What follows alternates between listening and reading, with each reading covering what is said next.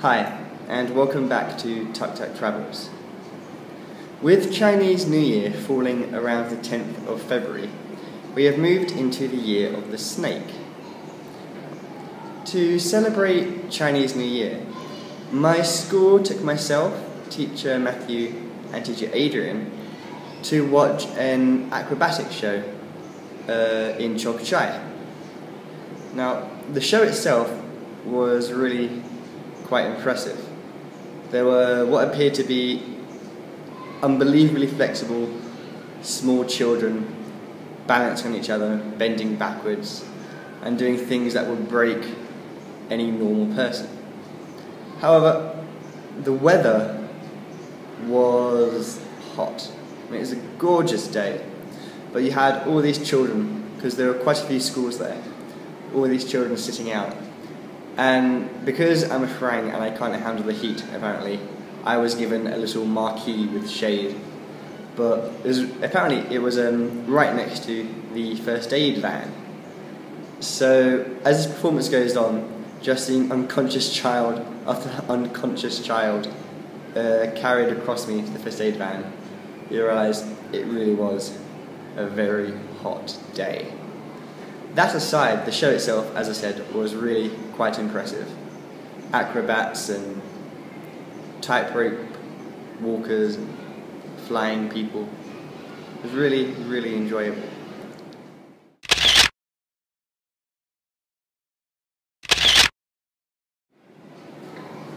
Along with Chinese New Year, February also has another special occasion.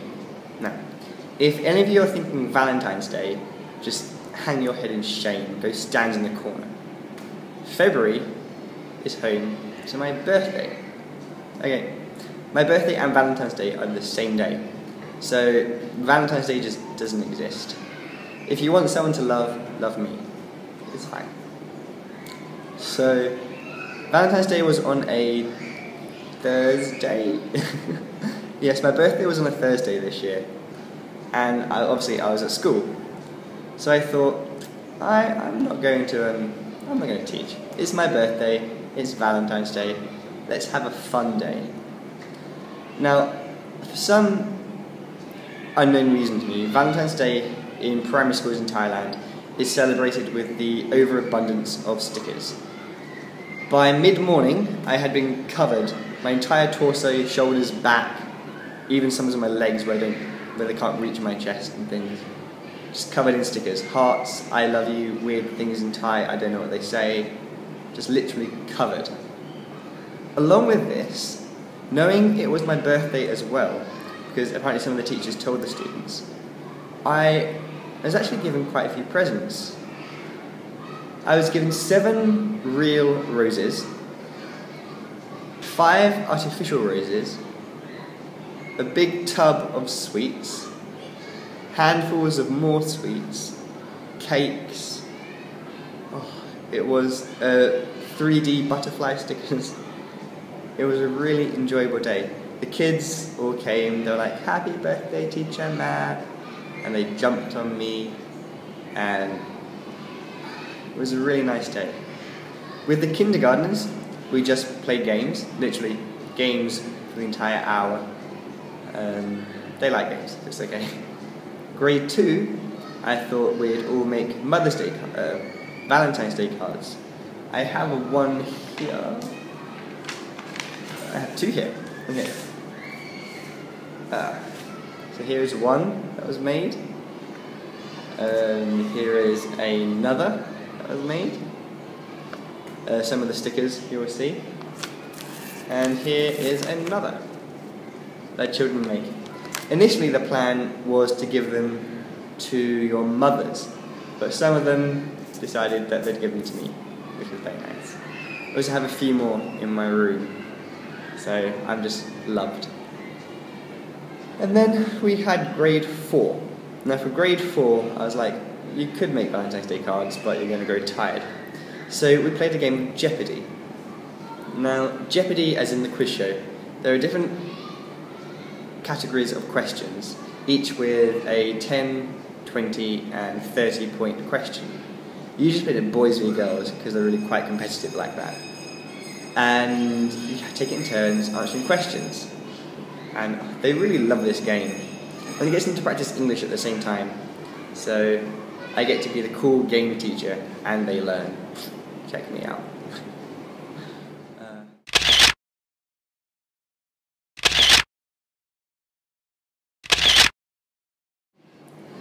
Because, as everyone knows, one birthday isn't enough. I mean, the Queen has two, so why can't I? Yeah, so the weekend after my birthday, I went to Bangkok with teacher Matthew, teacher Adrian, teachers Ali, Adam, teachers Liam, teacher Alex, and Liam's girlfriend Anna. Now, it was Liam's birthday on the 10th, mine on the 14th, and it was also Ali's birthday in last year, but none of us could get into Bangkok, so it was a huge birthday celebration. So we spent the day on Saturday just in Lumpini Park, which is a big green space in Thailand, not doing much. But it was very nice weather. And then it was very odd. There were two bands practicing. One was a big brass band and the other was mainly xylophones. But they were literally about 10 metres away from each other. This park is huge. But these were practicing 10 metres away from each other. 10 metres away from each other. So you have to like strain your ears to hear each one.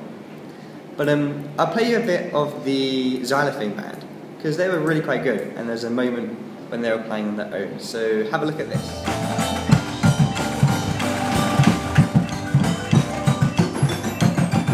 So yeah, it was really quite an enjoyable day just sitting in this park listening to this music. And there's also a yoga class going on which we kind of joined in but mockingly from the other side of the water. It's fun being an arse sometimes. So after this we all met up for dinner at the pizza company and then went to a club in Ekamai called Sonic. Now, I am not a clubbing person. I don't like club music. I don't like R&B. I don't like rap. But this club was different. It played songs I knew. It was belting out Lady Gaga, Adele, and weird 90s songs that I know all the words to. And it was great fun. I can actually say it's probably the most fun I've ever had in a club. The drinks were relatively cheap. Expensive for Bangkok, but cheap in general. And I got quite drunk. It was my birthday, so it's allowed. And I was dancing on stage with random people, making friends, nice drunk Thai friends. It was a really, really enjoyable evening. So I had a really good birthday.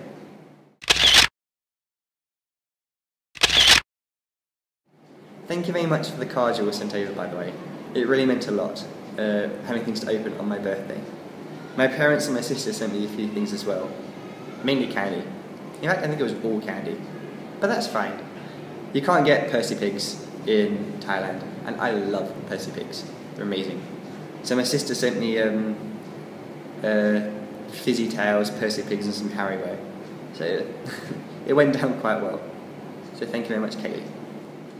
To round February off, in the last weekend, some of my teachers invited me to go to Hua Hin with them.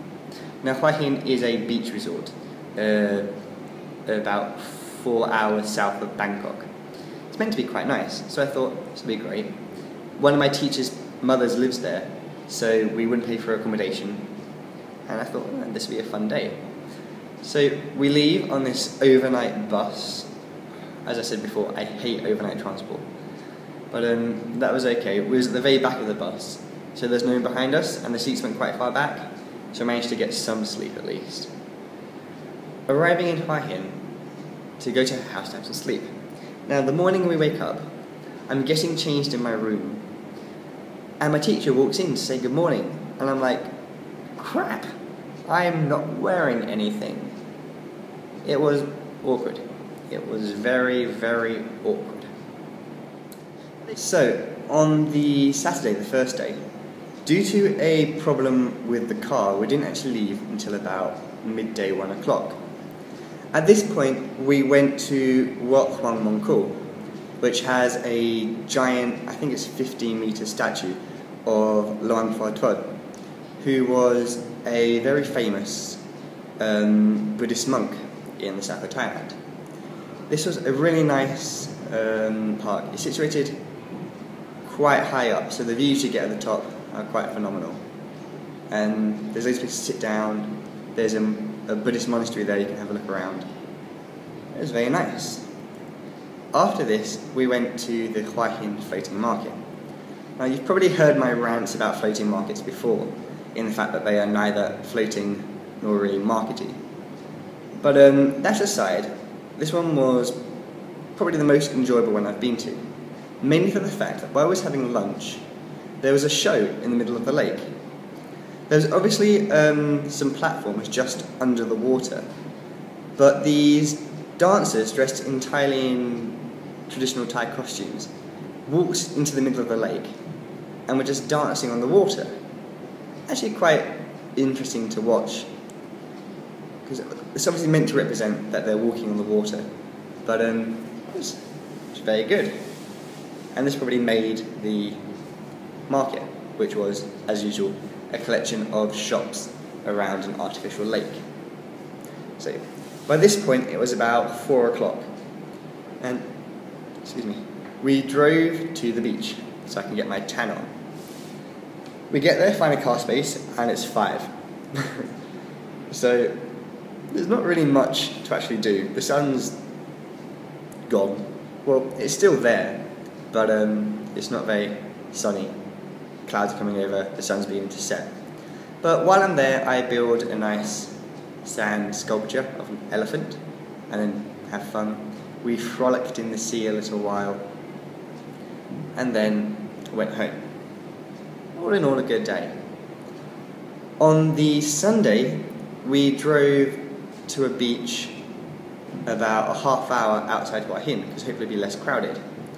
We get there, and unfortunately the entire beach has been taken up by restaurateurs. There is no beach space left. There is just tables and chairs. If you want to sit and have some fun on the beach, you need to pay for food or drink. This stretched on as well for a few kilometres down the beach. There was no sand whatsoever, just restaurants, which is really quite a shame. The day itself was overcast anyway, so we weren't really missing much. But we sat there for a while, had lunch, and then went back to this shopping district. Now, this was it was odd. The floor was meant to, I don't know what it was meant to be. It was nice, but it was odd. There was loads of retro things from the 50s, and there were shops, and it was odd. It was nice to look around, but yes, it was odd. After this, we went back home and got ready to get back to Chok Chai.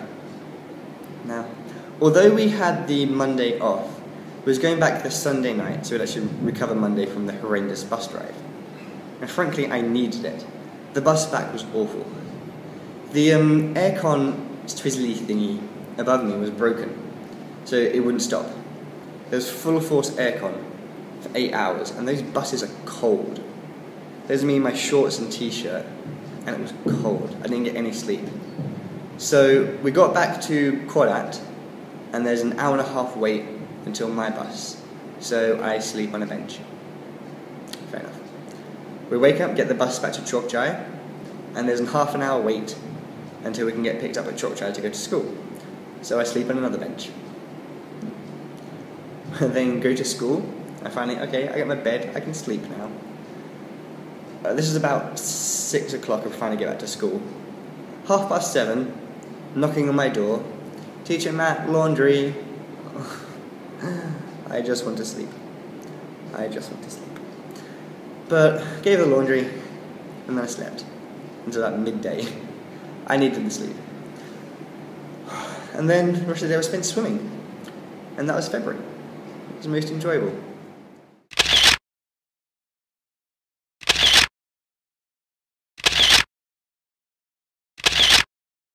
Till then, goodbye.